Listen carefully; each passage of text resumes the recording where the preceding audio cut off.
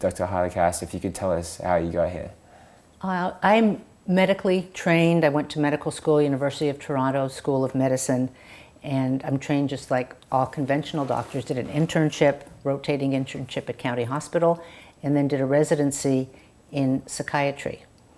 And obviously I have really good conventional training. I'm board certified in psychiatry. So the question might be, well then why am I doing this alternative functional medicine stuff? What's that about? And I get asked that a lot. And I can answer that really easily. And that is, the conventional medical model only goes so far. There's a lot of good information. I'm really glad I went to medical school. I'm very grateful. It gave me excellent information, excellent skills, but functional medicine expands the whole field so much more. And the point is, for example, with conventional medicine, it's fix the symptom. With functional medicine or integrative medicine, what we do is we look at root cause. Why is that happening? You know, if somebody has indigestion, conventional medicine, here, take a pill. That'll stop your indigestion and keep eating the crap you're eating. Whereas with functional medicine, it's, oh, you have indigestion. What is it that you're eating that's doing that? And what's happening with your system that makes you not tolerate those particular foods or all of that? So it makes so much more sense because we're working with the person's body rather than just trying to cover over symptoms, which never works. Really, it's just a Band-Aid. What I found was that doing talk therapy, which I was well trained in, psychodynamic psychotherapy, which a lot of psychiatrists are not trained in, but I was trained in doing that and in administering medication, what I found was they didn't go far enough. So there were people that I was doing good therapy with them. They were possibly on medication, but what they mostly got from the medication was a dulling of their affect or of their emotions and a lot of side effects. This doesn't work for me. It's not working for them, doesn't work for me. So I want to look at what could be causing the problem that we're not like their boyfriend left them or they have depression in the family, but what's going on underneath? It's like looking under the hood of a car. When you hear a rattle in the engine, you look under the hood, right? You don't put on your earmuffs so you won't hear the rattle in the engine. So that's, in a way, that's what conventional medicine does. And I wanted to go further. The people that I was treating were unable to be who they really could be. And that bothered me because as a physician, as a healer, I wanted them to feel better. That was my job and my mission. So I just kept peeling away the layers, kept exploring, looking at things like, oh, diet and nutrition, that seems to make a difference. And then looking at some of the teachers like Abram Hoffer, like Jeffrey Bland, who are teaching these things. So, you know, you look for where you're going to find your answers. And they're out there. And I know a lot of doctors don't bother looking outside the box. But I'm always somebody who looked outside the box. So for me, it was like my exploration. And the truth is, people say, well, what do your colleagues think? And, oh, you're such a rebel. And I never thought of myself as rebellious. And I don't know what my colleagues think of me because that's never been where my focus was. My focus was always on what can I do next? What can I learn next that's going to help the next person that I'm going to see? I want people to be their best selves. And it involves so many different things. Their diet, exercise, lifestyle, environment. Are there toxins in the environment? Is there mold in the environment? Are there toxic people in their environment? All of these things are really important. They all contribute to what's going on, and I have to figure out, using lab tests, taking history, talking to the person, what is really going on. And it's detective work. It's being a medical detective. Do you find that people often have to become their own medical detectives as well as the practitioners? You know, I think people have to be their own medical detectives in partnership with functional medicine docs like me because they know themselves better than I do. And I actually give people things to read. For example, when I wrote 8 Weeks to Vibrant Health, my idea was to have people educate themselves as to what they might be experiencing, what other people experience in that situation, the conventional ways of solving those issues. That's not really solving them, treating them. And then the way I do it, the way functional medicine does it. And I did this in the area of thyroid and adrenal, blood sugar, digestion, and psychiatry, mood issues, and a few other things. So this way people can actually see, well, what should their lab tests really look like? You know, not just the values that are shown in conventional medicine. And then really how to even look at a lab test. I know some people come to me, they've never looked at their lab tests. They don't even have a concept of it. Others, by the way, have self-educated and do, and it's so much easier to work with them that way. So that's why, as I said, that's why I wrote 8 Weeks to Vibrant Health, so people could educate themselves that way. So I have less work to do, and we can spend more time on really digging in, and they can use me as a resource. So I'm a resource, but I'm not the total boss, you know, like a conventional doc. You go in, you get a prescription, goodbye. You can't do it that way. You really have to partner. I think the way conventional medicine is treating depression is really a disaster, and that is simply writing prescriptions for antidepressants. So I get a lot of these women, and it is women outnumbering men with thyroid issues, coming to me that have been failures, quote, failures at antidepressant therapy. They're still depressed, and they're not only still depressed, but they now have side effects from being on antidepressants. They can't sleep, or they're sleeping too much. Weight gain, huge weight gain. And you know, with thyroid issues, you're already gaining weight. So dizziness, nausea, lack of libido. I mean, really? So many problems with the antidepressants, and it's not directed at the cause.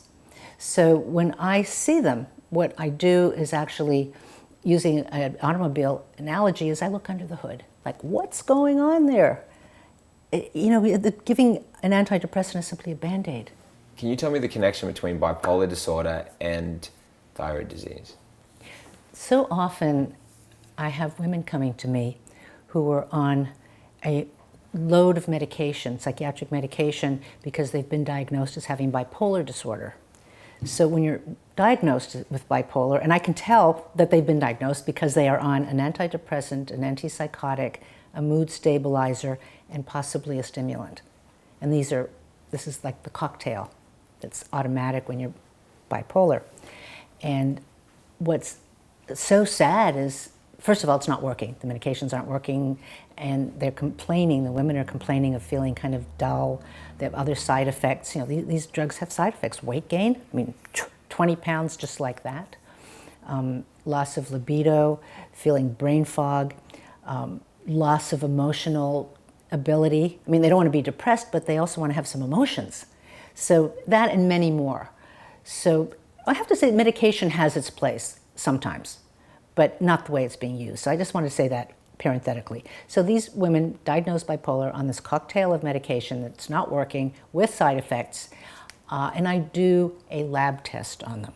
I do a complete lab test. I do a whole load of things, but included is, particularly with these women, is also going to be antithyroid antibodies, also a free T3, a free T4, and a TSH, and reverse T3, but antithyroid antibodies.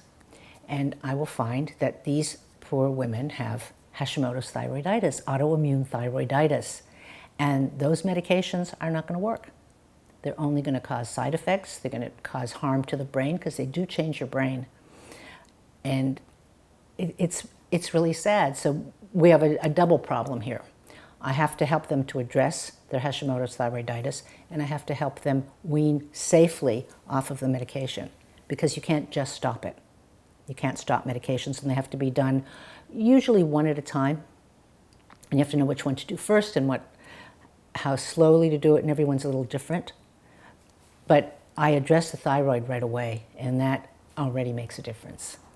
So there's some protocols for treating Hashimoto's thyroiditis, which is like any other autoimmune disease. There are a number of things you need to look for, which I do. Now, this is kind of interesting for a psychiatrist. My training is in psychiatry, the brain.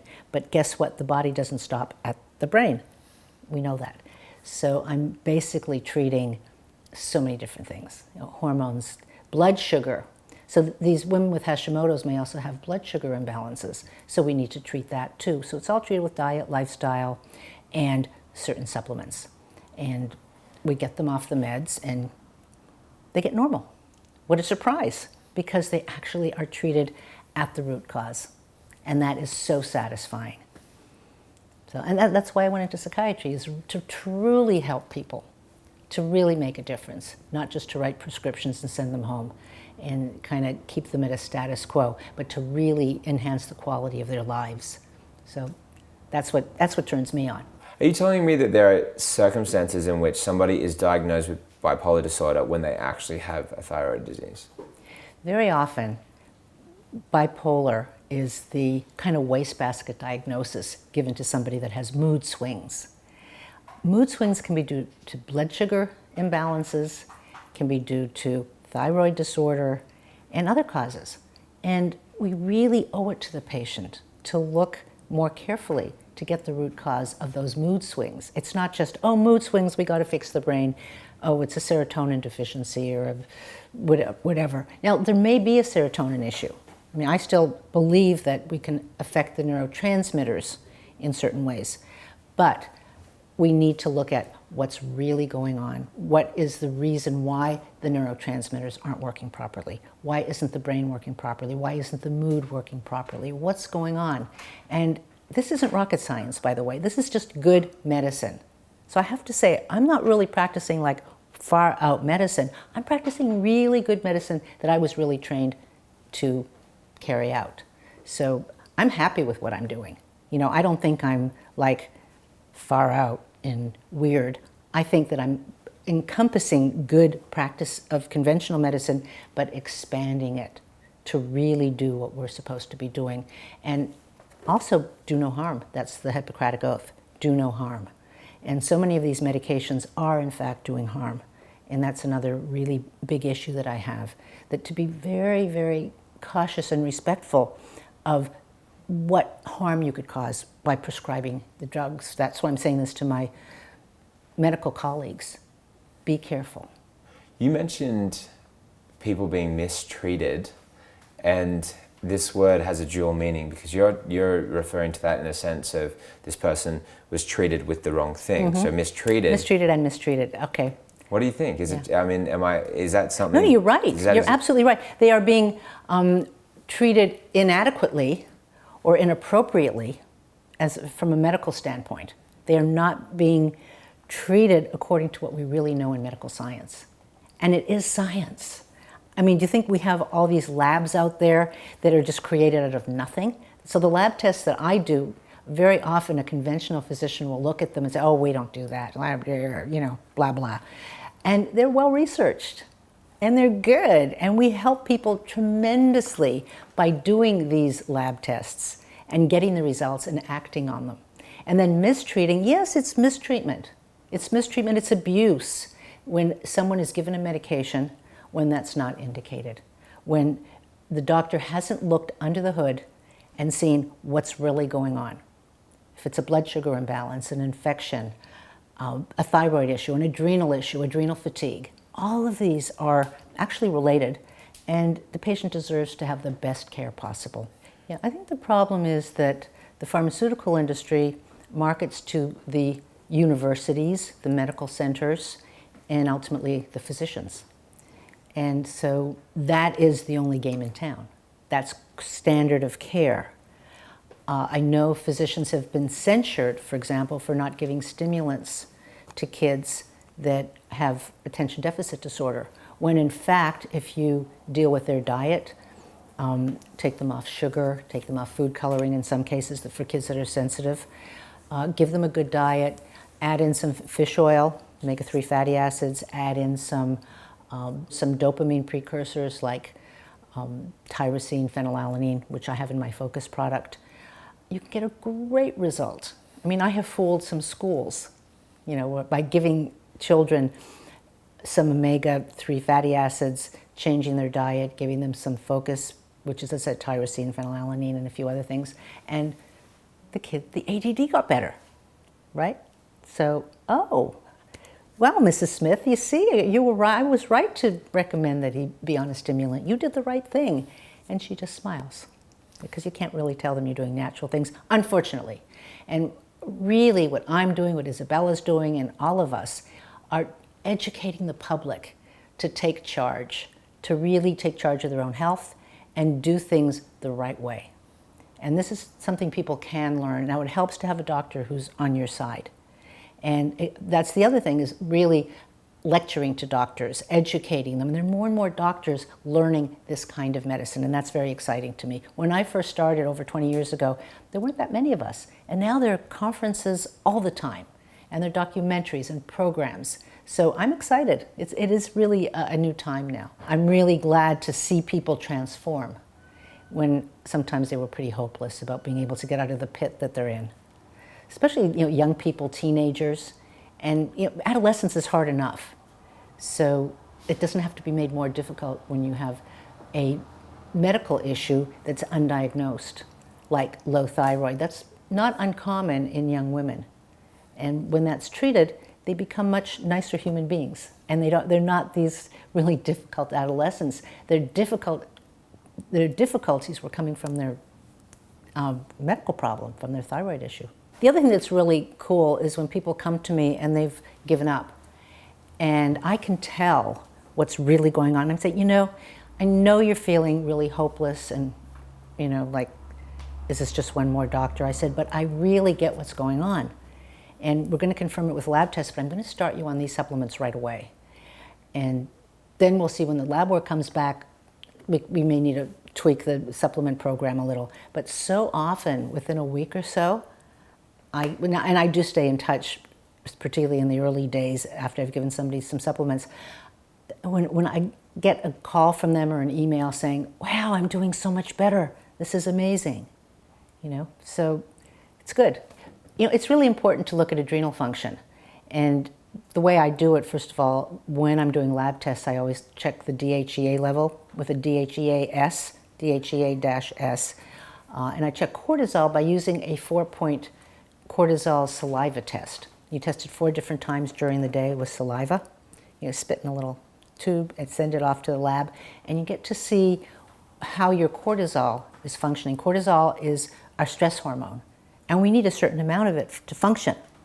If we have too much of it, we're anxious, we're off, we're just not thinking clearly. When we have too low cortisol, we're also kind of brain dead. We're tired, we have brain fog, we're cranky, we can't really do what we want to do. Okay, so either side of that, we can tell by looking at the DHEA, looking at the cortisol levels, besides just taking a good history, and treat the adrenals. So often people are treated with antidepressants instead of being treated with something that supports the adrenal glands. And by the way, part of the history always, when someone comes in with depression, I say, have you been through any kind of stress lately? Or actually, it's much more open. What's going on in your life? A prolonged court case, a prolonged divorce, a chronically ill child, something that's been going on. And what happens is that your body just finally dials down the cortisol. So it's not that your adrenal glands actually burn out. It feels like adrenal burnout, but the adrenal glands themselves are still functioning. They're still able to function, but it's the brain, the hypothalamus, that finally dials it down because you can't keep pumping cortisol forever. And so your production of thyroid hormone goes down too, so you get more tired. So there's a reciprocal relationship between the adrenals and the thyroid. They really kind of work together. And in fact, when I'm treating the thyroid, I always test the adrenals as well and treat them first. And the way to treat the adrenal glands is with adaptogens, wonderful herbs that are given to us by nature. And it's so interesting because why do these herbs help our adrenal glands? This is kind of interesting. I mean, how did we know that ashwagandha, rhodiola, ginseng, reishi mushroom, how did we know that they help? Well, we didn't. I don't know how folk medicine ever found out, but these plants live in difficult circumstances. They're exposed to sun. The ginseng and rhodiola originally came from Siberia. I mean, that's a tough life for a plant, out in the steppes or the mountains. I don't know what it looks like in Siberia, but I know it's cold. I know it's cold and it's not such great weather, it's not Florida. So these plants develop an ability to deal with the stress. They create certain phytochemicals. plant chemicals that then we can take to help us deal with stress. So it's really quite remarkable. We actually have things in nature that when we ingest will help us deal with stress. They'll even out the stress response. If we're hyper, if we're underactive, whatever it is, the adaptogens help us to adapt. There was original research done in Russia, and now we have research here too, but a lot of it was done in Russia. That's why I'm mentioning Siberia and Siberian ginseng. So we have these adaptogens, and Western medicine kind of has ignored them. So those of us practicing functional medicine know we can use the adaptogens. Also phosphatidylserine, DHEA, we can actually give DHEA if it's low to bring it up.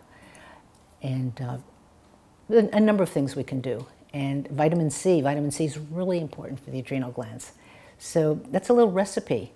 Besides de-stressing, learning meditation, relaxation, being out in nature. Nature heals, just like nature heals with plants. It also just heals just being out in the energy and the vibration of nature. In Japan, they talk about taking a nature walk, a nature bath.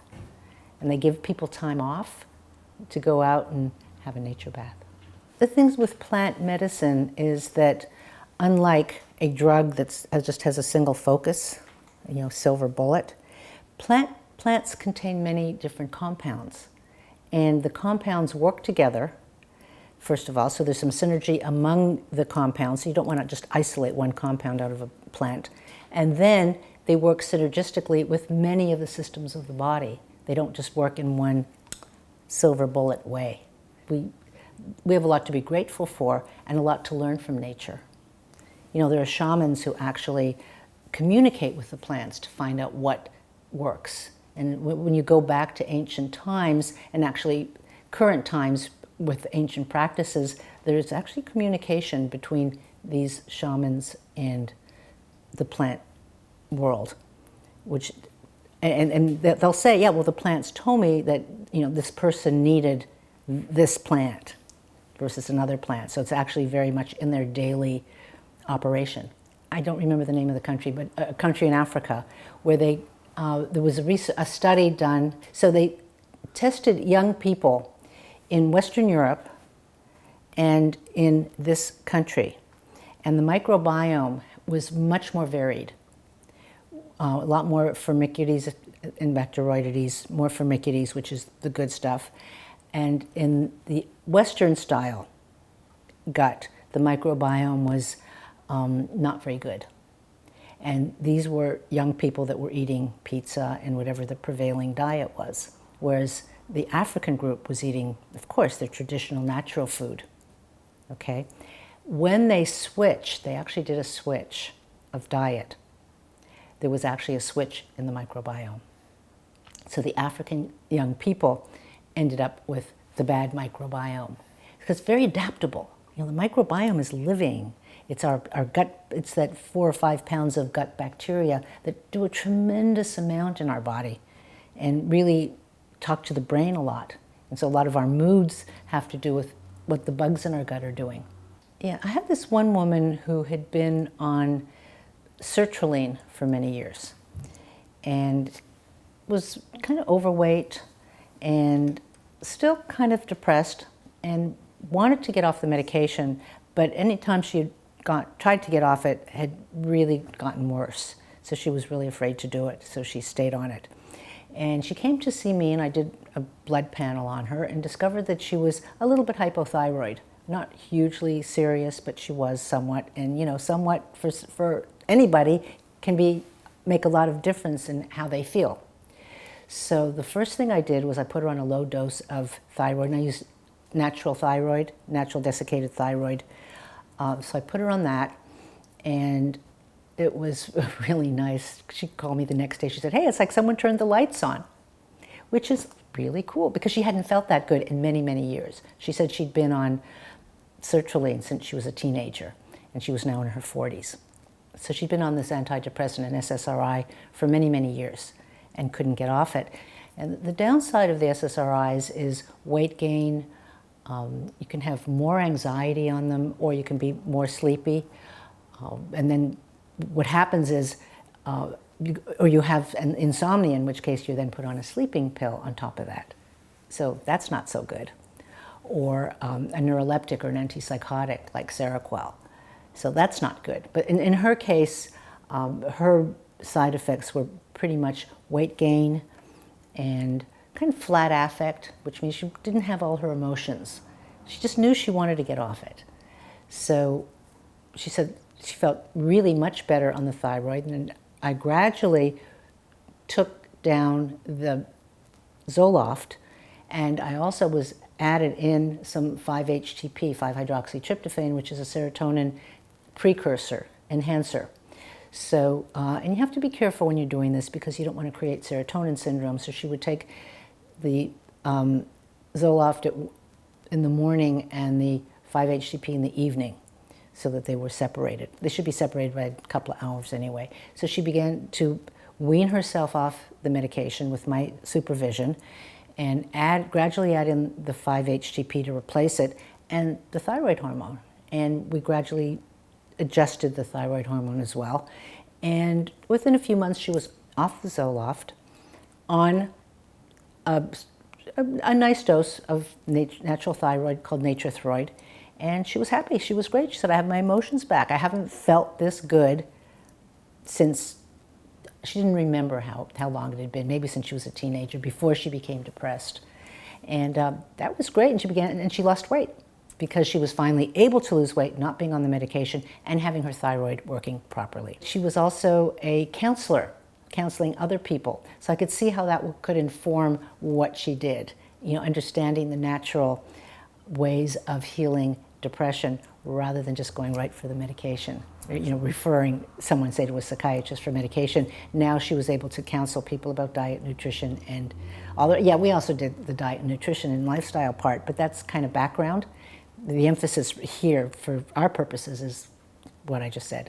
And I could just imagine when her life is coming back together, she's feeling healthy and she's excited, she's reclaiming. That is very, very attractive. It's a wonderful state to be in, and that's when we gravitate people towards us, and that's when we can attract, loved ones into our life, like friends, family, right, and also significant other. Yeah, you said something important because people get to reclaim themselves, and reclaim your brain. Actually, I have an ebook called Reclaim Your Brain, which explains all of this about how the neurotransmitters work and how you can make neurotransmitters by supplying the right precursors, the right amino acids, vitamins, and minerals that help make the neurotransmitters that help your brain work better. What happens with the serotonin or selective serotonin reuptake inhibitors, or the SSRIs, is that there is definitely a loss of libido. So here you are, you're depressed and you don't want to have sex. So then you're taking an antidepressant and you don't want to have sex. That is not fun. That is not good for your relationships. It's not good for you. And it's just the way it works. It's the way these drugs work. They don't just have one single, focused, targeted symptom relief. They're going to relieve your depression. They're going to increase your serotonin. But there are all kinds of things that happen. Well, it sounds like you're saying the exact antithesis of what say something like an adaptogenic herb does, where it goes has after... side benefits. Yeah. See, an adaptogen has side benefits. Natural medicines have side benefits. If you take 5-HTP or tryptophan, which is a serotonin enhancer, you're going to get better sleep, decreased anxiety, less depression, and appetite suppression. Now, this is like a magic bullet, but it is a magic bullet because that's how our chemistry works. I'm really grateful for the opportunity to talk about all of this. It's all near and dear to my heart, and I really want people to learn it. I have more on my website, more in my books, in my articles, and my whole mission is to educate people about how they can take charge of their own health. With Dr. Wentz, I think we covered it a bit already, but do you believe that she's actually helping to change people's lives? Oh, Isabella is genius. She has created a platform from which to educate people about their thyroid, and really it leads into their whole health. She changes lives, and she does it so beautifully, and I think the world of her. By watching this series, you can actually self-educate, and that's so important. It's so empowering. You can take charge of your own health.